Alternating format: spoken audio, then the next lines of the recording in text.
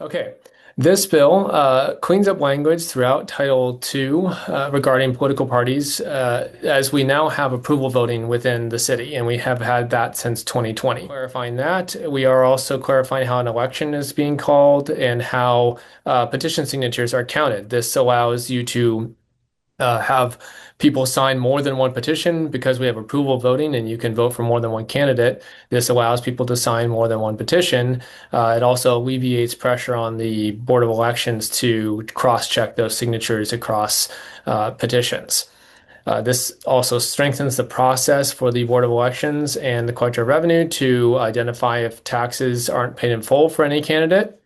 And it also changes the filing fee, which is a bill that we brought before not this committee, but we've brought this earlier and we tried to get this done. But this time we went back and we really tried to pay attention to the whole code to make sure that it's all consistent and that we're really fixing a lot of the outdated and really confusing sections. So this changes the filing fee down to a flat fee, putting it in line with other elected offices.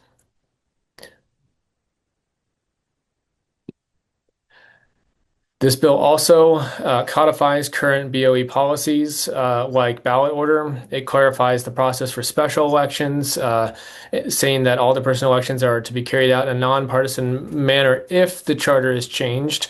I know that some of us may have gotten a letter or communication concerning the vacancy section of this bill, but rest assured this is completely compliant with the charter and that the charter will continue to be what we follow unless that is changed in the future.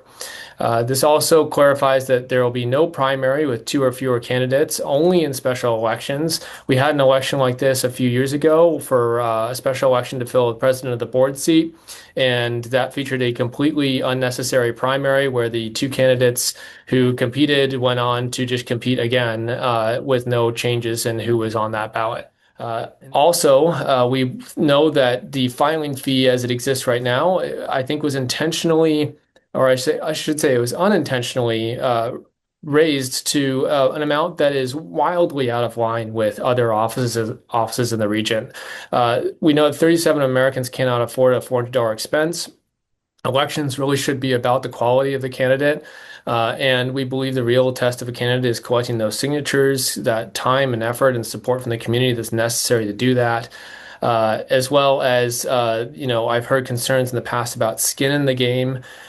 Candidates have to live within their ward. That's the literal skin in the game that they have. They also have to be up on their taxes. There's all sorts of things that really make sure that people are serious candidates that aren't directly tied to a filing fee. The filing fee also does not go to the parties anymore, and it cannot go to the parties because we're in nonpartisan approval voting. So we wanted to make sure that it's an appropriate amount that isn't being charged just for the sake of charging people a lot of money, but something that covers the initial entry into the race so that people can be on the ballot. And when we were doing this bill, we engaged with several stakeholders. So we wanted to make sure that we really did this right. And when you're rewriting a code, it's important that it all works together.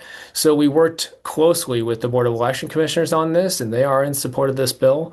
We worked with the League of Women Voters, which is also in full support of this bill.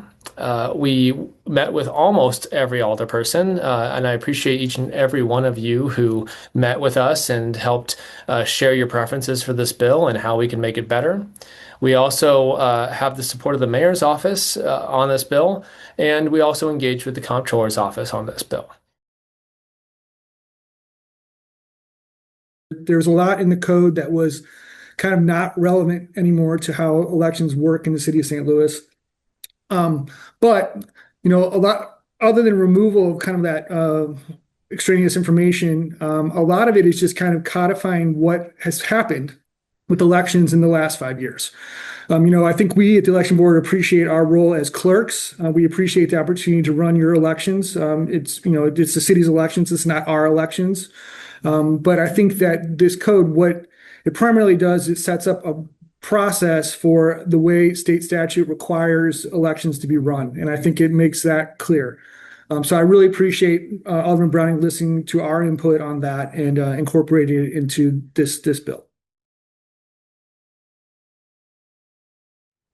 Just so I'm clear, what you're saying is your bill would not change the process of the Central Committee picking, even though we don't have, I guess,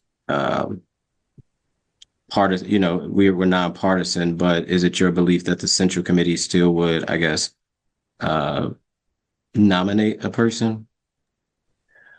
Under the current way that special elections to fill vacancies do operate per the charter, yes, that is. We recently had an election for the 8th ward to fill the vacancy when the mayor was elected, and that's exactly how it was done. Now, after this bill is passed, that would continue to be the case until the charter is changed. And I'll say for what it's worth, the political parties will always have the ability to endorse their candidate of their choosing. It is never something that we would take away the voice of anyone. I deeply respect the committee people of this city. I work closely with my committee people in the 9th Ward, and I think that it's really important that we respect the voices that the voters have chosen. But at the same time, we also need to respect the voices of the voters. And they told us very clearly in 2020 that approval voting was the method they preferred. We've done several elections since. In fact, all of us were elected using that method. And I appreciate, Alderman Aldred's note on making sure things are clear and understandable for voters. I think that's always the priority in any election when you're wanting to make sure that voters can make the best and most informed decision about a candidate possible. And there's just a couple of things that I want to speak to, just again, to reiterate what I think makes a lot of clear and transparent sense. One of the folks that testified talked about the importance of the filing fee not being higher than it is for a Senate race. And I think that's very clear when it comes to just having a reasonable filing fee to make sure that, again, the accessibility of public office is truly accessible to the most people and we're able to attract the most people. So I think that note of cleanup is really, really important to highlight. I know the other item that came up specifically related to vacancy. I myself am an alder that was elected through a vacancy process. So I can personally, note that experience, and I know my election was brought up here today. What I can share from recognizing that is that I think there is an importance about making sure that our code of elections aligns with what the voters said. And right now, the voters have said they agree with having a nonpartisan election process. And I think it was brought up that all the other aldermanic elections are conducted in this way. So I just want to reiterate my understanding of this legislation is making sure that a vacancy process can be conducted in the same way that other aldermanic elections are. And that's my understanding of what you're trying to do here, Alderman. And again, I think that makes a lot of sense in terms of trying to make an election process that is consistent and clear to voters at all times.